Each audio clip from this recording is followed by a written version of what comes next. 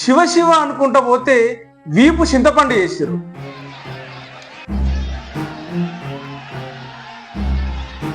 దేవుని దర్శనానికి పోతే దేహశుద్ధి చేసారు.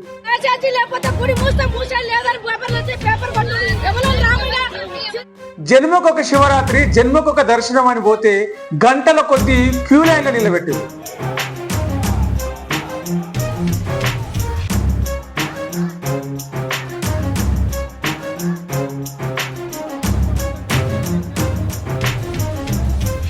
తాగనీకి నీళ్లు లేవు, ఒకవైపు ఉక్కపోతా మరోవైపు ఉక్కిరి బిక్కిరి. ఇదేందని ప్రశ్నించినందుకు పోలీసులు లాఠీలతోటి ఇరగొట్టారు.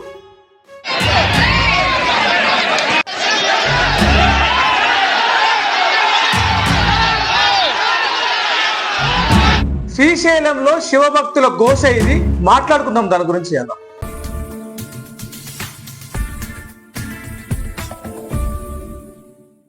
నమస్తే, నేను మీ ప్రవీణ్ సుంకరి. శ్రీశైలంలో దేవుని దర్శనానికి పోయిన భక్తుల మీద ఈపుల మీద లాఠీలు ఇరిగినాయి.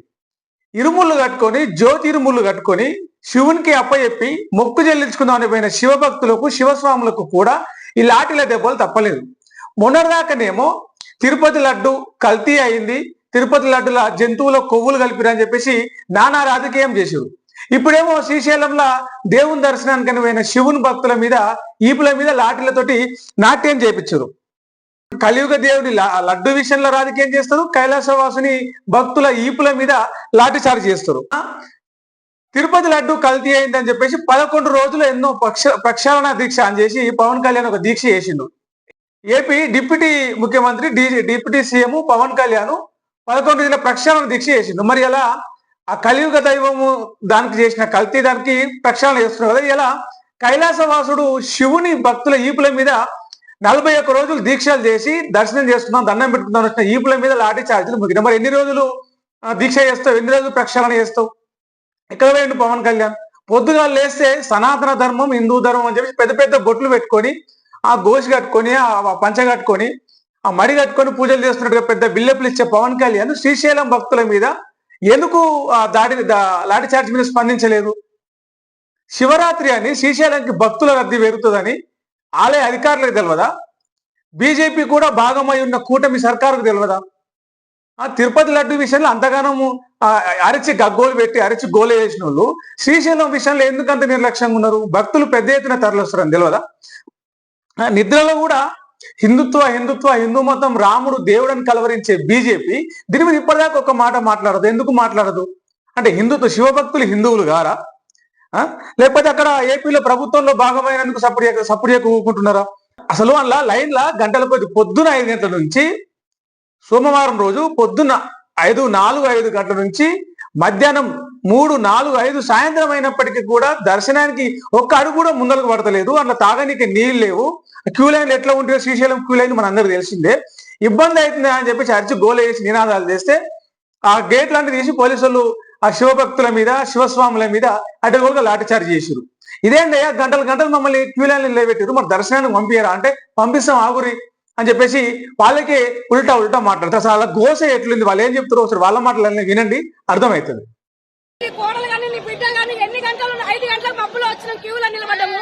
అదే మీ బంధువులకు అట్లా నిలబడరా? ఏం తినాలి? ఒక్కోని నీళ్లు లేవు, నిద్ర లేదు. శ్రీశైలం జాతరకు వచ్చి దేవుని దర్శనం చేసుకోకపోదామని మంత్రి వస్తున్నాను ఎంతమందిని ఆగం చేసినాం. ఇప్పుడు దర్శనం లేదు, ఏం లేదు. టికెట్ పెట్టుకొని ఎక్కడి నుంచో ఏ రోజుల నుంచి వచ్చినాం మేము హైదరాబాద్కి వెళ్ళి. మాకు ఆకలి లేదలా, చిన్న పిల్లలు పడిపోయినారు. నీకు దయచేసి లేకపోతే గుడి మూసేది లేదని పేపర్ కొట్టు ఎవరు రాముగా శివరాత్రి అయిపోయిన దయచేసి ఒక్క గుళ్ళ కూడా అడుగు పెట్టిస్తున్నారు. ఇక్కడ ఉన్న పోలీసు వాళ్ళు తుక్క కొట్టి మమ్మల్ని చంపేస్తున్నారు. పాలక మండలి ఎందుకు ఏం చేస్తున్నారు? పాలక మండలి ఎందుకోసం ఉంటది? వచ్చే భక్తులకు ఎవరికి ఇబ్బంది కలగకుండా పాలక మండలి, ఆ పాలక మండలికి చేతగాలప్పుడు ప్రభుత్వం ఆధీనం తీసుకున్నాం. మనం గాజులు వేసుకొని కూర్చోమని స్వామి ఏంది గత గత సంవత్సరంలో ఇంత ముందుకు ఇట్లా దళిద్రంగా ఈ వసతులు ఇంత దళిద్రం ఉన్నాయంటే ఎప్పుడు లేదు, మాకు ఎప్పుడు జరగలేదు సంవత్సరంలో. గత నేను ఈ వసతులు చాలా దళిద్రం ఉన్నాయి, వసతులు చాలా దళిద్రం ఉన్నాయి. ఎప్పుడు ఇంత ఇబ్బంది కలగలేదు. 3 గంటలు 4 గంటలు అవుతున్నాయి.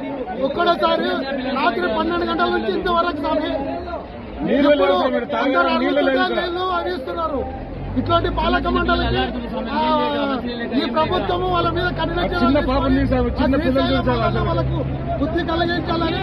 విన్నారు కదా ఆమె ఏం మాట్లాడుతుంది, ఎంత ఆవేదన ఉందనలో ఎంత బాధ ఉంది. ఆ మనుషుల మధ్యలో కదలకుండా మెదలకుండా కిక్కిరిసిపోయి ఉండడం అనేది, ఉక్కిరి బిక్కిరి అవడం అనేది, ఊపిరాడకుండా అంత జనాల మధ్యలో అంత గంటల పాటు వెయిట్ చేయడం అనేది ఎంత నరకయాతన.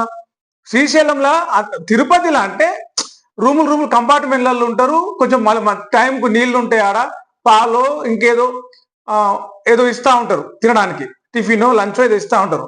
కానీ శ్రీశైలంలో కనీసం తాగడానికి కూడా నీళ్ళు లేవు, మీద ఫ్యాన్లు తిరుగుతలేవు, కరెంటు కూడా వస్తుంది పోతుంది. ఏంది బాధ అని అడిగినందుకు వాళ్ళ ఆవేదన అర్థం చేసుకోలేదు. కానీ వాళ్ళ ఆగ్రహానికి భక్తులు ఆగ్రహించారు, భక్తులు కోపమయ్యారు, అదుపు తప్పారు, అందుకే లాఠీచార్జ్ చేసినామని ఇలా పోలీసులు కప్పిపుచ్చుకునే ప్రయత్నం చేస్తున్నారు. పొద్దుగాల మబ్బుల గల్లా 5 గంటలకు నిలబడ్డోళ్ళు సాయంత్రం దాకా నిలబడాలంటే కనీసం చిన్నపిల్లలు ఉంటారు, ముసలోళ్ళు ఉంటారు, బీపీ పేషెంట్లు, షుగర్ పేషెంట్లు ఉంటారు. వాళ్ళు భక్తులు బాధలు చెప్పుకొని వచ్చారు, మీ వల్ల బాధలు వర్ణిక రాలేదు.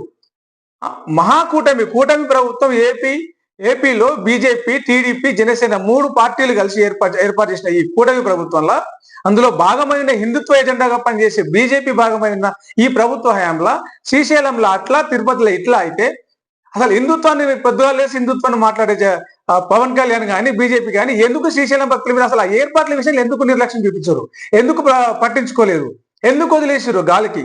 ఆ శివభక్తుల ఆవేదన చూడండి, ఆయన ఎట్లా మాట్లాడుతున్నాడు. వాళ్ళ మీద లాఠీచార్జ్ జరిగింది, అసలు ఆ లాఠీచార్జ్ చూడండి, మీకు అర్థమవుతుంది.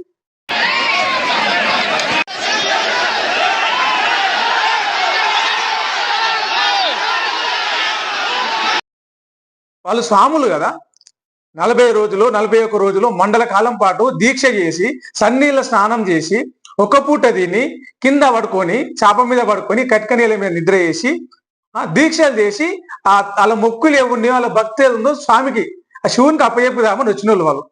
వాళ్ళ ఇరుముళ్ళు అంటే లెక్కలేదు మీకు, వాళ్ళ దీక్ష అంటే లెక్కలేదు, వాళ్ళ పేరు మీద ఉన్న ఆ మాలలు అంటే లెక్కలేదు, ఆ బట్టలు అంటే లెక్కలేదు, అంటే దేవుడు అంటే లెక్కలేదా, హిందుత్వం అంటే లెక్కలేదా? దీన్ని ఎట్లా అర్థం చేసుకోవాలి? కనీసం సాటి మనుషులుగా అంతసేపు వాళ్ళు ఉక్కిరి బిక్కిరి అయి ఉన్నారు. ఆ ఆవేదన నుంచి ఆగ్రహం రావడం సహజం అనే కనీస సోయి ఉండదా?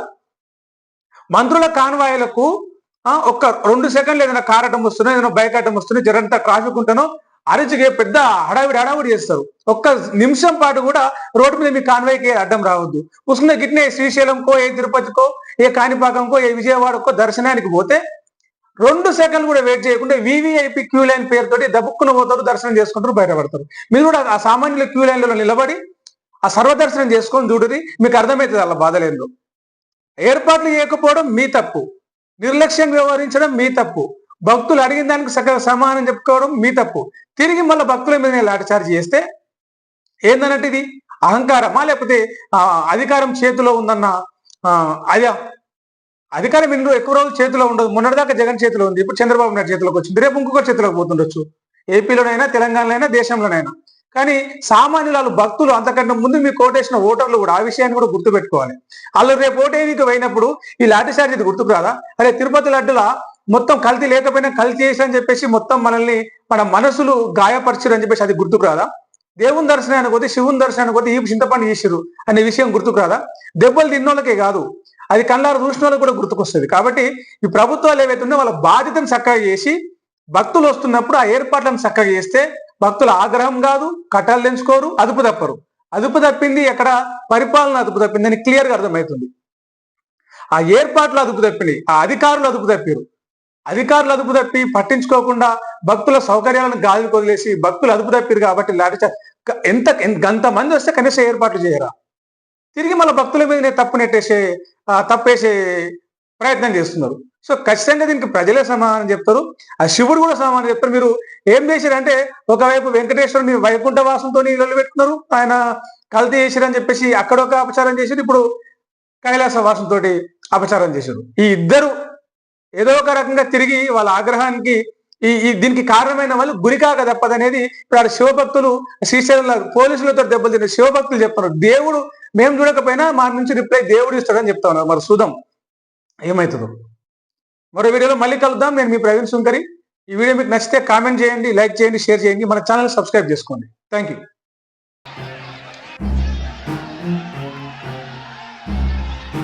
దేవుని దర్శనం లేకపోతే గుడి మూస్తే మూసేది లేదని